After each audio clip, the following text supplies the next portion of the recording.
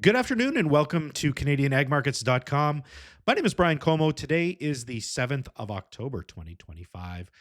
Coming at you from sunny Winnipeg, Manitoba today, but it was a cold morning this morning. We did get some frost. Had frost on the windshield of one of the vehicles this morning, which is the first time. Not that you guys care about the frost on my windshield. Let's get into what we're going to talk about today. We're going to talk about the soybean oil market and why I like what I saw today in the charts. We're going to also dive into a little bit of macroeconomics, talk about the U.S. dollar, talk about some things happening in Japan, and even a little bit how it relates to gold and Bitcoin and all that kind of jazz. We're also going to talk a little bit about the wheat markets and. So let's get at her. All right, canola was up $7.50 today at $6.15 a ton. Minneapolis wheat was down 4.5 cents today at $5.52. Chicago or Kansas wheat, sorry, was down 3.5 cents to $4.92. Chicago wheat was down 6 at 5.06 and three quarter. Soybeans were up 4.25 today at 10.22. Corn was down 2 at 4.19 and three quarter. Soybean oil up 66 points at 51.04. The Canadian dollar dropped slightly, about 4 points to 71.68. Live cattle were up a buck 05, 100 weight to 237.73. Feeder cattle up 345, 100 weight to 364.25. All right, let's take a look here at the December soybean oil market. Today we saw some good gains today that they weren't huge gains, but what I like about them is that it brought us back over the 20-day moving average. We broke that 20-day moving average back in the middle of September. So as we move into the middle of October, it looks like we're going to get a little bit of a bump above that. Now, as you can see, the last couple of times that the soybean oil market traded above the 20-day moving average, it turned out to be a little bit of a head fake, although we did get a bit of a rally out of it. It'll be interesting to see if that's what happens again this time or not. As you can see, we have some kind of resistance up in this area, or even some resistance at these 250 and 100-day moving averages where they converge here. So it would be, even if we can rally above this 20-day moving average, we might get it into the 52 cent per pound area. I think that would be a positive at this point. So overall, looking at today's trade as a potential positive with, there's always caveats. I'll always give you caveats in any market. Nobody really knows which direction they're going for sure. But that's what we kind of like to see.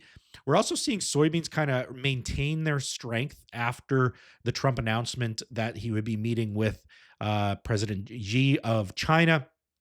So we're hanging on to those gains, testing that 20-day moving average today.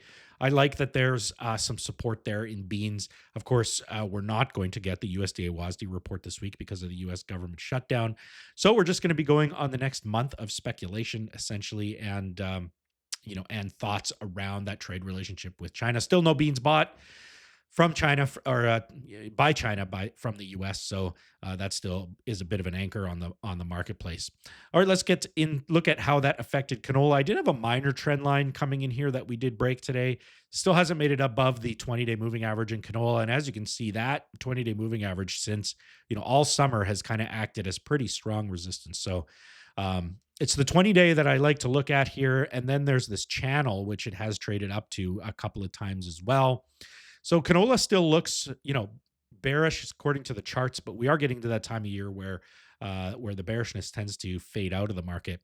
One thing I really like out of the canola market here is the board crush margin. I've mentioned this a number of times. It ebbs and flows, and it's getting back to where the highs were. This is the NAV board crush margin that's using NAV canola seed prices and DEES soybean oil and meal prices. So that is reaching a high today, or has gotten back to those old highs near 210 or $210 a ton. That's not necessarily the cash crush margin, but that is a good indicator of the direction of crush margins. I think that probably equates to something like 140, maybe $150 of cash crush margin, or that would be more accurate, I suppose. That's still really good margins for canola crushers at this point. So I think there's a lot of incentive here to crush as much as possible in this marketplace. Still a little disappointed that the new plants that were expected to come on stream won't be now until 2026, but At any rate, good crush margins are still good for the industry overall. Also, we saw an update in the Euronext rapeseed market today, which did come back and test that 20-day moving average as well. There is a bit of a channel here. I haven't drawn it in as well, but as we kind of clear, if we can clear the 20-day and if we can clear the 50-day, that would be a positive sign for this Euronext rapeseed market as well.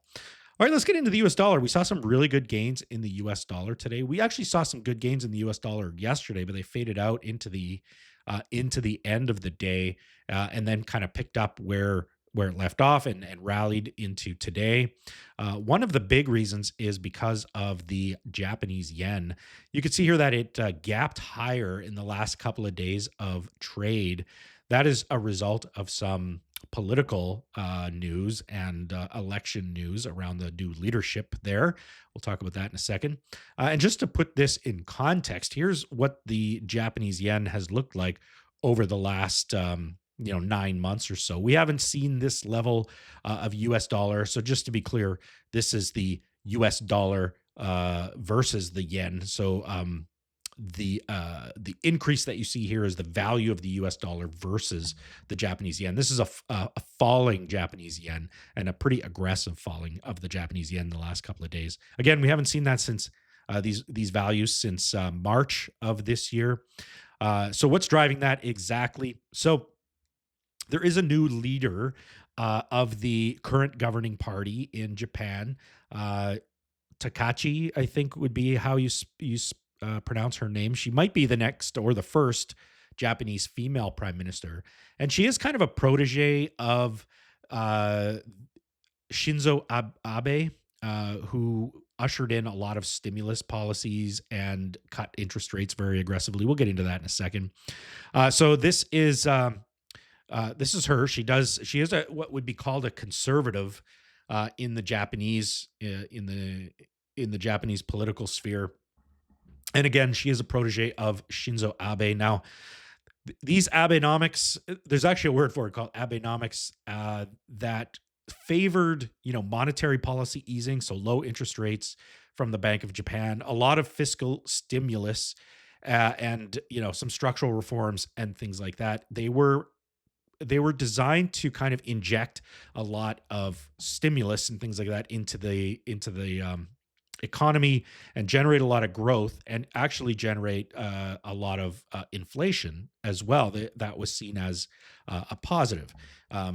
So it's interesting because it's one of the only countries, at least one of the only developed countries, that has seen such low interest rates. So through a lot of Abe's second term, he was a prime minister twice in Japan.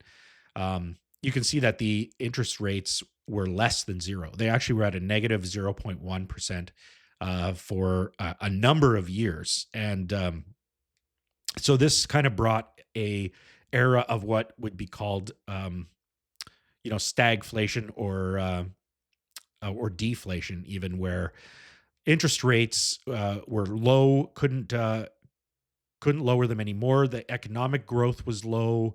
So there was lots of stimulus being put into the marketplace, but prices were rising. So all of those combined were not a good thing necessarily for Japan, or at least that's my opinion of it. But I guess a lot of the Japanese would disagree with me, and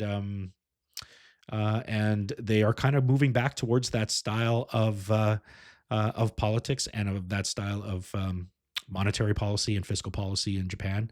So it'll be interesting to see what happens there, but it is having a negative effect on the yen overall, which is allowing the US dollar index to rally here. Another couple of interesting things on the some of the other commodities or other financial instruments. Gold here, it continues to hit new highs. It's over 4,000 US dollars an ounce now. And I'm going to point out Bitcoin here. It did go down today, but yesterday it hit another all-time high.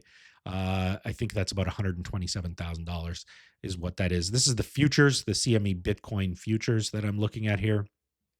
Now, both of these, the gold and the Bitcoin, I think are signaling to us today that the investors are looking for a safe haven. And the US dollar, which is traditionally the safe haven, is not necessarily being the place where investors want to hold their money. And obviously, there's a lot of other turmoil going on in other parts of the world. Low, economic numbers in Canada, the new news with Japan. So investors are thinking, where do we put our money that's relatively safe? Gold and Bitcoin is increasingly becoming one of those safe havens as well. So just wanted to point that out because I think it is indicative of some things that the way that the market is envisioning, or the way that investors are envisioning the market at this point in time. All right, let's get into wheat. And I left this for last because it is not the happiest. So if you, I forgive you if you want to log off this video at this point in time while we talk to wheat. I did put some of this information on our Facebook page. I'm going to leave a link to our Facebook page below and show it to you here in a second. But we took a little bit of a hard turn to the dark side today. We did close wheat at the lowest levels, at least in the hard red winter. This is contract lows for December HRW wheat here today at 492. We're back down. We've spent the most of the last week below $5. But this is not the ultimate low, as you can see here, but it is the lowest close, which makes me think that we're going to head back down towards that sub 490 level here during this move. Here's the CBOT, or the Chicago wheat.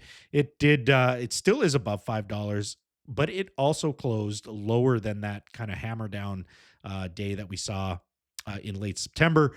We still haven't made new lows in this market yet, but it's still continuing to trend lower. Here's December spring wheat. Now, this did make a new low outright today. So not even the lowest close, but also just the lowest trade overall on this contract. So lots of signs that wheat's still in a bit of trouble. One thing I did want to point out, because on our Facebook page, I did talk about how I am not as concerned about the spring wheat market breaking to new lows, because I feel like spring wheat is basically just a proxy of hard red winter wheat right now. Since it moved to the MIAX exchange, volumes have been struggling. Open interest has been struggling. And as you can see here, it's just been kind of trading in this 60-cent premium range to hard red winter wheat, give or take a nickel or even a dime on the outsides of these moves. But this contract is just kind of acting as a proxy right now to hard red winter wheat. So we want to pay attention to hard red winter wheat. We do here pay attention to hard red winter wheat, even when marketing hard red spring wheat. Again, I mentioned our Facebook page. We just started this up, so if you want to give us a follow, I will leave our page link in the description below. We'd appreciate you following. Thanks a lot for joining us. We will see you again tomorrow. Have a great day.